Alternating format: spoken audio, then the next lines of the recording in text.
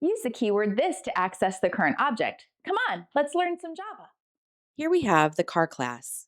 The car class has a private string color that is set to blue.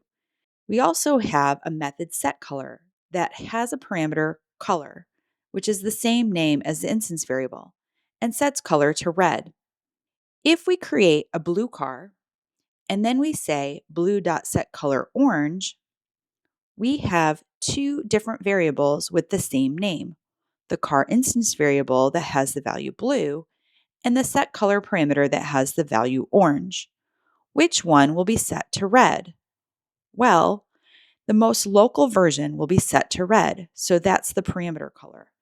This now doesn't have any effect on the actual color of the car because the instance variable never gets changed, and the car color remains blue. If we say this.color, the keyword this is used to reference the calling object.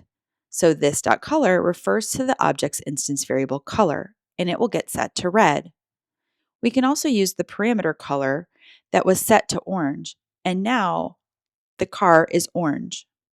To know which object this refers to, you look at the object that called the method.